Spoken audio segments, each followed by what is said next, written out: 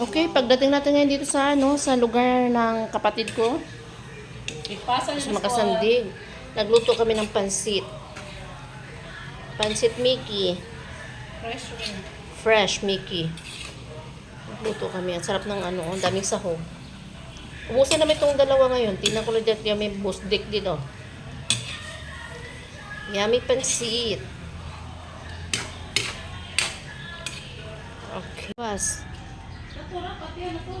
Panatay na. Ang pinya, sobrang dami na. Oh, ang dami. Ang lalaki ng mga bunga ng pinya. Oh. Oh, may mga bunga ang pinya. Oh. Ayan, tanim to ng aking bayaw na si Arnel. Siya talaga nagtanim neto. Di pa nila napakinabangan. Umalis na sila dito. Kadami, oh. Ngayon, mayroong binalatan dun sa daming bunga niyan. May mga binalatan may binalatan na doon sa lamesa. Yan. Yan siya. Tapos, meron pa dito, oh. Yan, may mga bunga din yan. Ayan, oh. Oh, dami na palang nila dito. Oh, daming bunga. May maliit pa, oh. Yan siya. Dito dati, ang kapatid ko talaga nagtatanim dito. Yung kapatid ko may breast cancer. Dito siya nagtatanim. Ngayon, meron na namang mga bagong tanim. Oh. Nakakalungkot ang lugar. Pagdating ko dito, parang iba talagang pakiramdam ko. Yan. Yung malunggay na yan, malunggay. Malunggay siya, daming bunga. Pero bunga dito, hindi kinakain. So, sa Luzon yan, hagod yan. Masarap yan. Gamot at pagkain ang malunggay. Moringa oleifera.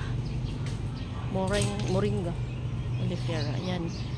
Ang sister ko ang nagugulay dati niyan. Ayun. Sabi, maganda talaga dito. Tinan mo, ha? May pinya na. Ito, may papaya. Ang daming bunga, oh. Masarap to. Maski igisa mo lang yan sa sardinas. Maganda dito talaga sa lugar na to. Kaya gusto namin yung ko sa nabayaw ko pa uwiin dito, pero doon niya pinili sa Pitugo pansamantala kasi siguro di pa niya kayang dito siya kasi maalala niya yung asawa niyang umalis na. Tapos mayroong langka. Ang langka, dahon pa lang siya. Pero, papunta na yan sa mamunga. Diba? Ayan, maganda sa lugar na to. Pwede ka magtanim-tanim. Ganyan. Aray ko. Ganda ng place. Ganda ng place talaga sa lugar na to. Huh? Ipagkita ko sa inyo yung napakalayo, ha? Ayan, may building doon, oh. Ayan, oh. Huh? Sa tuktok ng bundok, may building. Kita nyo? Yan. Tapos ayun, sa kabila, oh.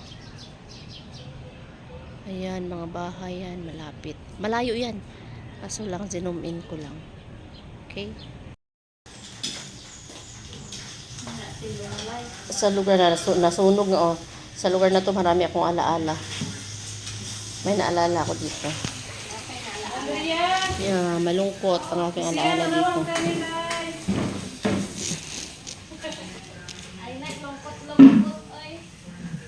Hindi na maglungkot-lungkot.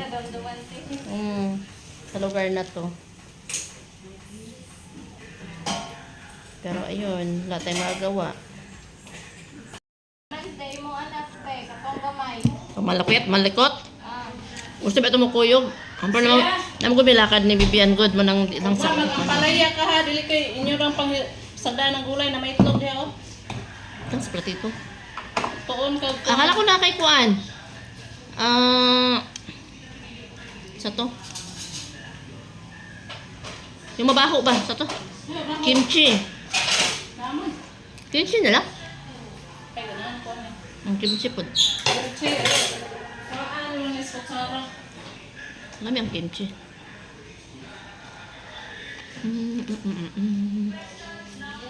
Ipir meron gini silang prito. Mo ni makatapulan mo si prito eh. Mm. Si prito. Ay, gulay mga. Anak yung mga bata dyan, prito ang gusto. Ha? Anak yung mga bata, prito. Prito niya sa ano lang ng kuan. Lutulin nyo yung gabi para mga aon mo. Anak ko'y pansit.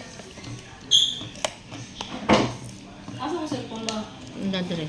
Dali naman yun, malantang gulay. Kaunta. Dali ba gani niya? Mahal na Kimchi. gulay. Yummy kimchi. Ito, binibili rin ng aking anak. Kimchi, mabango. Amoy utot. Kahit tita, masakit yung inuman. Mga ta, be. Inuman yung alcohol. Kaunta?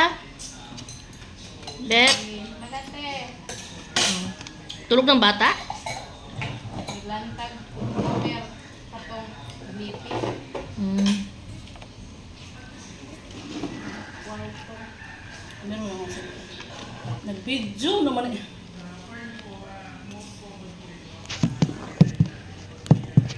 Namagan po kami.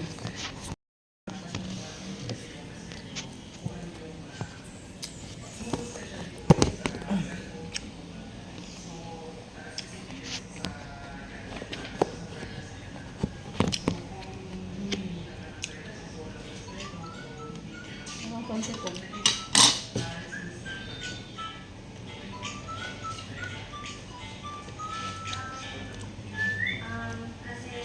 Ako mo ka ng music ko, sayang lang. Makapiright ka. Wala ganang kuan kuan. Dili man na sa kuan kay dili matingong. Ano mo?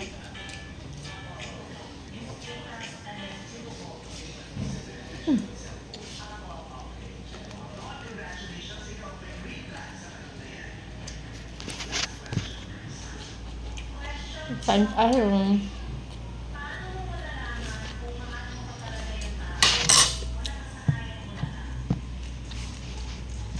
Kaya muna kami, bye-bye.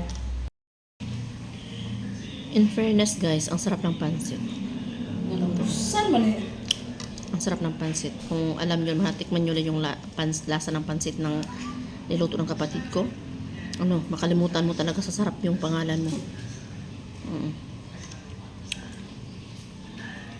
Fresh. Fresh yan. Ngayon lang naluto. Alam mo ba kung anong lasa? Lasang lomi. Pansit.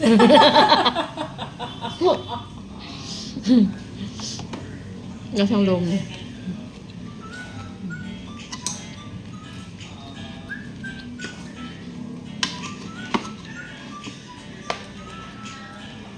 Ito pansit niya, sarap siya palaman sa tinapay. Inulam namin. Kasi wala kami ulam. Pansit lang talaga. Pero ang aming sausawan is kimchi.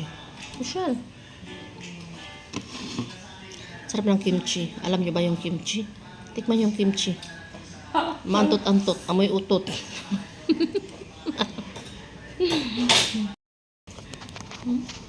Pansit, Mickey.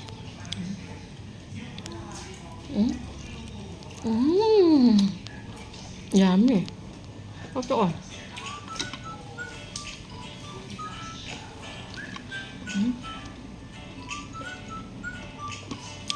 Mahilig ka talaga sa star margarine, Biano?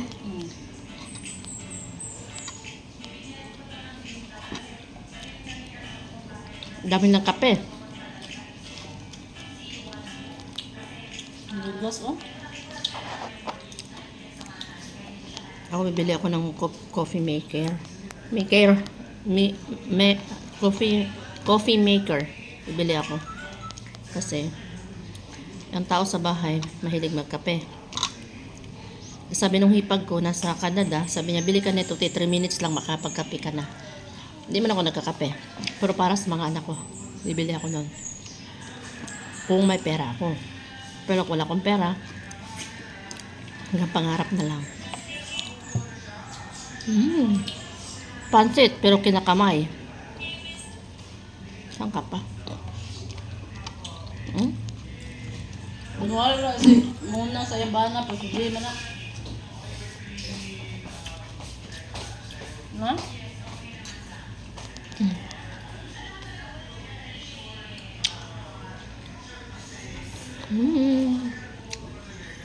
Bye.